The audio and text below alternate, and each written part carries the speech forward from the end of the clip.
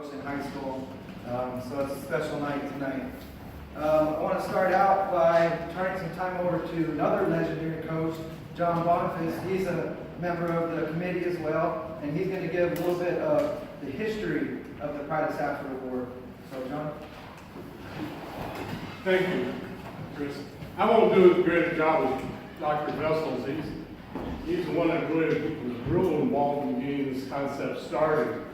And he has this down a lot better than I, but I'll give it my best shot. And that's all we can ask for from anybody.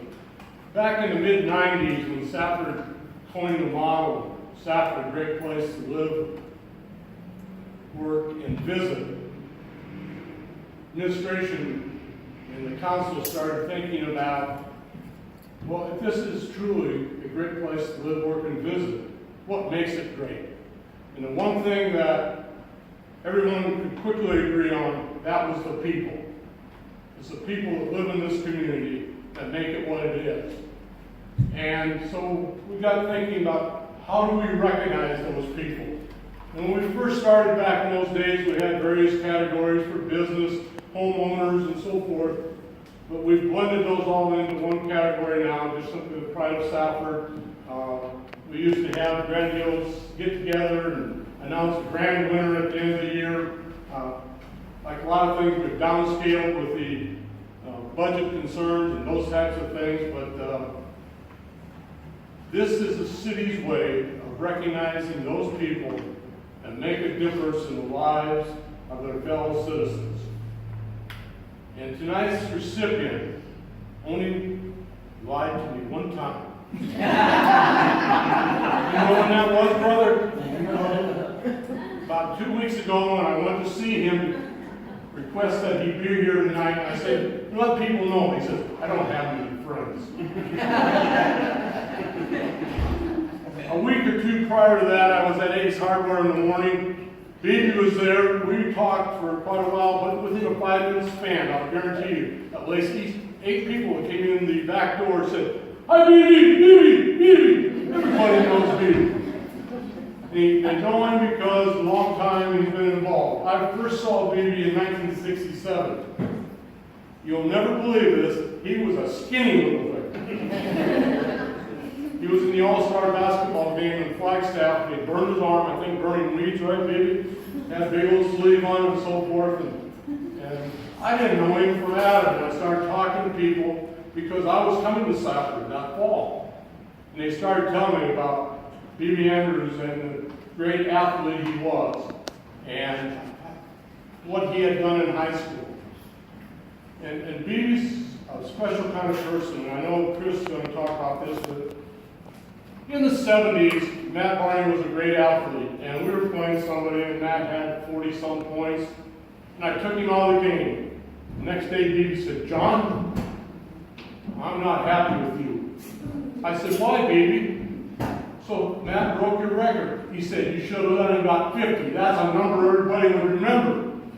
You know, he wasn't upset at all about having his record broken. It was that I didn't let the kid get a number that would really stand out. But he's a special person, and there's a lot of people in here that are associated with Safford High School that brings back a lot of feelings and old memories, because we were very fortunate, I feel, when Baby and Becky and Marion and so forth were all there. Sandra, we had a great staff. We played together, we partied together, we worked together, we supported each other. It was unbelievable. And BB was a part of that. And for that, I'm thankful. I will never forget that our office used to be kind of noisy in the morning before school. That changed immediately after I left. But BB and Becky used to really get after it. It was fun. They were great friends, but boy, they always had something to say to each other. But that's what makes life what it is. And BB, I want to personally thank you for everything you've done, sir.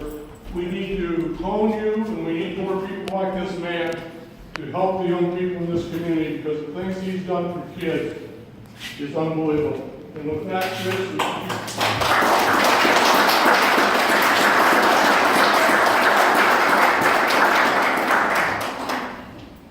one thing I'd like to mention read the nomination and present the award.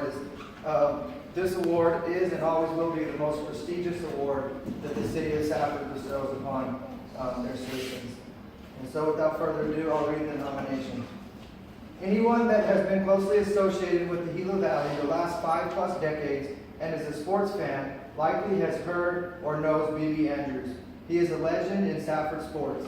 He excelled at 3 sports during his high school days and held the boys' single-game basketball scoring record for a number of years. B.B. played at EAC and Grand Canyon University after his high school days. Upon graduation from Grand Canyon, he returned to Safford and started an awesome career in coaching. He most likely holds the record for the number of years associated with Safford schools as a student and faculty member. Still coaching and teaching at SHS, B.B. has assisted in football, basketball, and wrestling. In addition, he coached the boys' track team for many years and has been the head coach of both the boys and the girls' track team for 20+ years. His teams have excelled in track under his tutelage. The boys have won 20 regional championships and the girls have won 16. His boys have won 11 state championships and the girls have lifted the championship trophy 15 times.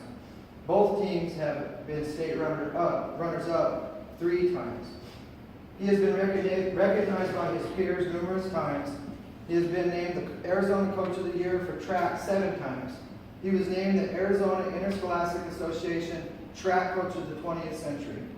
In 2004, B.B. was inducted into the Arizona Coaches Hall of Fame. In 2004, he was named National High School Federation Coach of the Year for track. He was named Region 8 Coach of the Year in 1992, 2002, and 2004 by the National Federation. Awards keep coming his way, recognizing his achievements with student athletes. In June of 2018, he was inducted into the National Coaches Hall of Fame, a very worthy recognition. John Boniface, who coached with B.B. as a fellow teacher and coach and served as his principal for 12 years, noted that B.B. places the utmost importance on academics. There may be others, but he is the only coach John knows that insists that his track athletes stay after school to get academic help if needed. Even though the student athlete would be late to practice, B.B. would stay with those that reported late from academic assistance until their workout was complete. I think I was one of those. He values education and knows the importance of such in the success of young adults. B.B. was directly responsible for keeping many students from dropping out. He counseled them and nurtured them, helping them to gain an appreciation for education. During the 1973-74 basketball season, B.B. commented to then basketball coach John Boniface, "I didn't mind seeing my single game scoring record fall, but you should have left Matt Barney in until he had 50 points. That would have been a very recognizable number and easily remembered." So it's my pleasure and honor to now award B.B. Andrews with the Pride of Safford Award. B.B.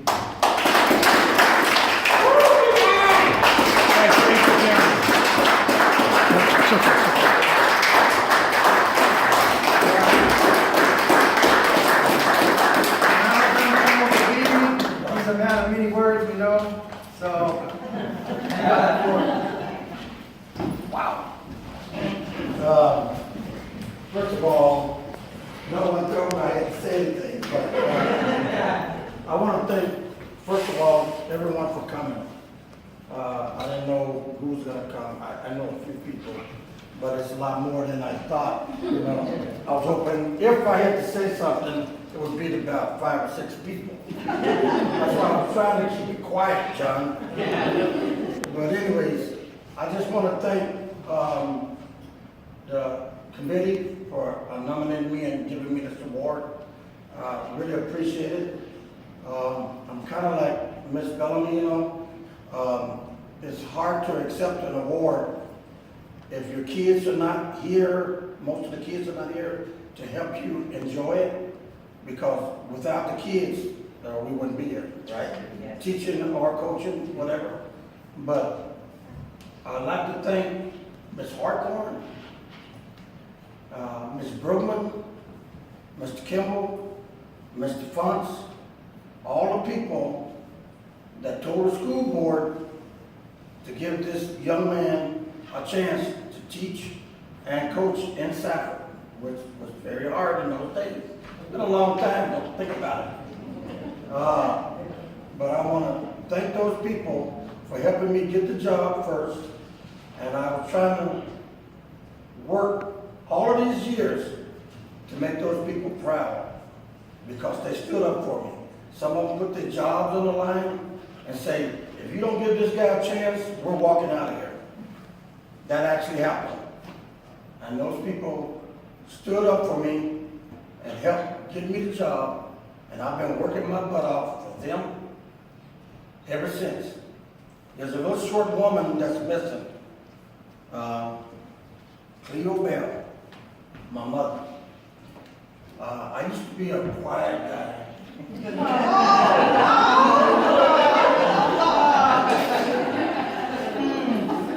I used to be a real quiet guy, and then when my mother passed on, then I got a little louder because I was quiet because I never wanted to embarrass her by doing something. I wanted her to always be proud of everything I've done.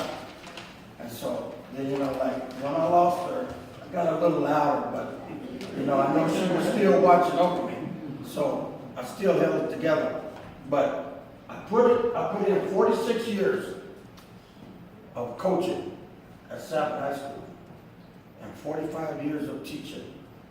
This is the 45th year, I'm sorry.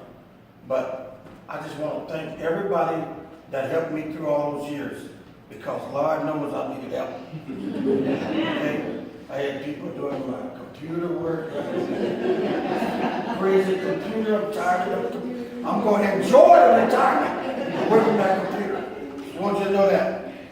Becky and all of them taking care of me in the office. When she wasn't taking care of me, she was screaming at me. So that helped me through the day. And then right now we have a really nice PE department where we all look after each other and work together. And everything's been nice, real nice the last few years. And I just want to thank all the PE people for making that possible. And I want to thank all of you for supporting me through all of these years because it's been a long time. Thank you.